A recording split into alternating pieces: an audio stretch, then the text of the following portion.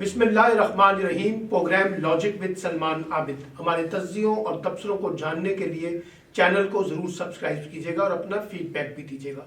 آج ہم گفتگو کریں گے اسلام آباد میں جاری سیکیورٹی کانفرنس اور وہاں فوج کے سربراہ جنرل باجوہ کی ایک زوردار تقریر۔ جنرل باجوہ نے اپنی تقریر میں بہت اہم اور فکر انگیز گفتگو کی ہے اور پہلی بار انہوں نے خاص طور پہ نہ صرف پاکستان اور بھارت کے تعلقات کے بارے میں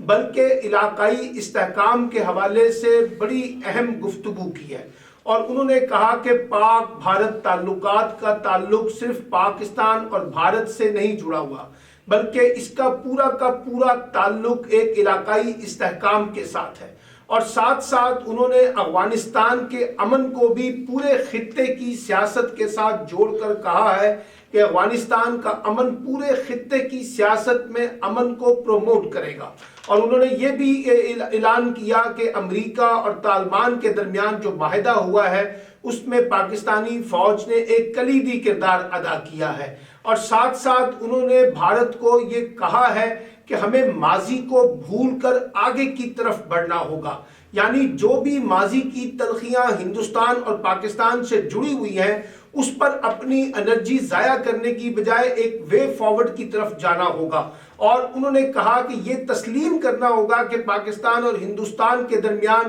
جو کور ایشو ہے وہ مسئلہ کشمیر ہے، اور جب تک بھارت مقبوضہ کشمیر کی صورتحال میں کوئی سازگار ماحول پیدا نہیں کرے گا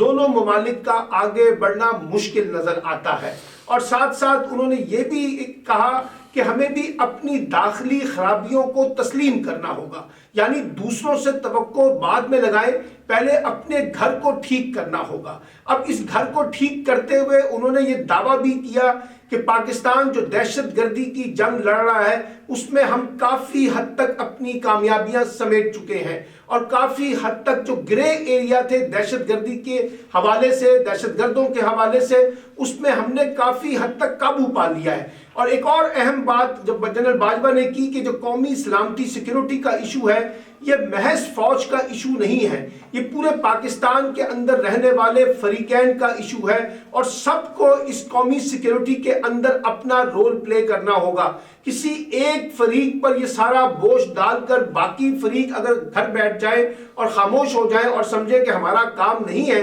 ان کے بقول یہ درست حکمت عملی نہیں ہے۔ اور ساتھ ساتھ انہوں نے کہا کہ جو غیر حل شدہ تنازعات ہیں ہندوستان اور پاکستان کے درمیان اس پر ہمیں اپنی انرجی مت ضائع نہیں کرنی چاہیے، کیونکہ ان کے بقول یہ جو غیر حل شدہ تنازعات ہیں اس کی وجہ سے ہندوستان اور پاکستان سمیت خطے میں غربت، پسماندگی اور محرومی کی سیاست بڑھ رہی ہے۔ اگر ہم نے اس خطے کے اندر معاشی ترقی کو بنیاد بنانا ہے تو پھر ہمیں اپنے تنازعات کو بھی پیچھے چھوڑنا ہوگا، اور کچھ گیو اینڈ ٹیک کے ذریعے کچھ لو اور کچھ دو کی بنیاد پر اپنے معاملات کو سدھارنا ہوگا۔ اور ساتھ ساتھ انہوں نے کہا کہ دیکھیے ہم اس وقت کسی جنگ کے مطمئن نہیں ہو سکتے، اور یہی وجہ ہے کہ پاکستان اپنے پڑوسی ممالک کے ساتھ کشیدگی کے باوجود کہیں بھی ہتھیاروں کی دوڑ میں شامل نہیں ہے۔ ہم چاہتے ہیں کہ ہم اس پورے علاقے کو سیکیورٹی سٹیٹ کے مقابلے میں ایک ایسی ویلفیئر سٹیٹ کی طرف گامزن ہو جس میں عام آدمی کو زیادہ امپاور کیا جائے، زیادہ پروٹیکٹ کیا جائے، زیادہ اس کو تحفظ دیا جائے، اور زیادہ اس کی زندگی میں معاشی ترقی کی جائے۔ اور ساتھ ساتھ جنرل باجوہ نے بڑے واضح طور پہ کہا ہے کہ اگلی صدی جو ہے یعنی اگلے جو چند برس ہیں اس میں ہمیں اپنی معاشی ترقی کو بنیاد بنانا ہوگا، یعنی ملکوں کے درمیان جو لنکیجز ہیں اس میں اکنامک ڈیولپمنٹ کو بیس کر کے آگے بڑھنا ہوگا۔ سی پیک کے بارے میں انہوں نے کہا کہ پاکستان کو محض سی پیک کے تناظر میں نہ دیکھیں، پاکستان کی پورے ایک جغرافیائی کانٹیکس میں اس کی امپورٹنس کو سمجھنے کی کوشش کریں۔ انہوں نے افغانستان کو بھی سی پیک میں شامل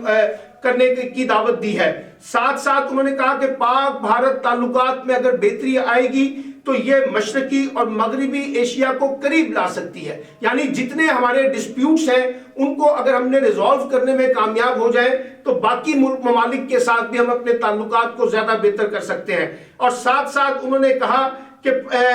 ہمیں خاص طور پہ ماضی کی غلطیوں سے سبق سیکھنا چاہیے، देखिए ये बात बिल्कुल बजा है, हिंदुस्तान हो या पाकिस्तान, माजी में हमने बहुत सी गलतियां की हैं। अब इन गलतियों पर मातम करना एक हिकमत अमली हो सकती है, और दूसरी हिकमत अमली ये हो सकती है कि हम उन गलतियों से बाहर निकले और उसका इआदा करें और एक वे फॉरवर्ड की तरफ अपने आप को इंगेज करने की कोशिश करें, क्योंकि दुनिया इस वक्त इंगेजमेंट की पॉलिसी के साथ जुड़ी हुई है, और हम जितना ज्यादा एक दूसरे को इंगेज करेंगे उसी से मसला हल होगा। और इसकी इब्तिदा, जैसे कल प्राइम मिनिस्टर ने कहा था कि भारत को पहल करनी होगी, मैं ये समझता हूं कि जो हिंदुस्तान और पाकिस्तान के दरमियान पीस टॉक है, अगर उसका प्रोसेस स्टार्ट हो जाए तो उससे काफी सूरत हाल बेहतर हो सकती है, और दोनों ममालिक को एक दूसरे को अंडरस्टैंड करना होगा। इल्जाम तराशियों की सियासत से बाहर निकलकर एक दूसरे के मफादात को प्रोटेक्ट करना होगा, क्योंकि दुनिया की सियासत में, फॉरेन डिप्लोमेसी में गिव एंड टेक होता है, कुछ लो और कुछ दो की बुनियाद पे हम आगे बढ़ते हैं। तो ये रियलाइजेशन हिंदुस्तान के अंदर भी होनी चाहिए,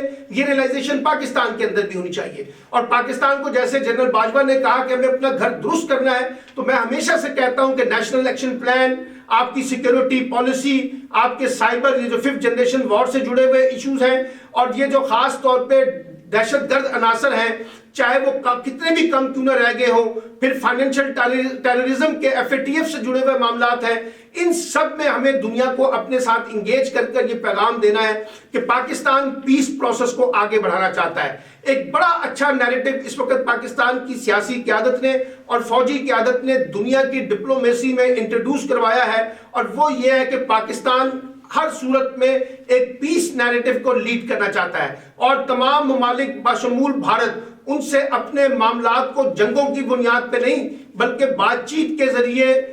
चीजों को रिजॉल्व करना चाहता है। हमें इसी नैरेटिव को रीबिल्ड करना होगा, और जनरल बाजवा हो या वजीर आजम इमरान खान, उन दोनों को यह बात समझनी होगी कि पाकिस्तान को सफारती महाज पर डिप्लोमेटिक फ्रंट के ऊपर एक बड़ी जंग लड़नी है, यानी वो डिप्लोमेटिक जंग जो दुनिया को पाकिस्तान के साथ जोड़ सके, और दुनिया को यह भी रियलाइज करवाया जा सके कि हिंदुस्तान और पाकिस्तान के दरमियान जो पीस टॉक आगे नहीं बढ़ रही, जो अमन आगे नहीं बढ़ रहा, उसमें रुकावट पाकिस्तान है या हिंदुस्तान है। तो यह हमें रियलाइज कराना पड़ेगा कि हम तैयार हैं। जैसे प्राइम मिनिस्टर कहते हैं कि हिंदुस्तान या मोदी साहब एक स्टेप उठाएं, हम 3 स्टेप उठाने के लिए तैयार हैं। यही पैगाम फौज के सरबराह जनरल बाजवा ने भी दिया है। हालांकि अमूमी तौर पे हमारे यहाँ इस तासुर को उभारा जाता है दुनिया में भी और पाकिस्तान की दाखिली सियासत में भी कि शायद फौज एक बड़ी रुकावट है हिंदुस्तान और पाकिस्तान के दरमियान ताल्लुकात की बेहतरी में। लेकिन आज जो सूरत हाल नजर आती है उससे ये नजर आ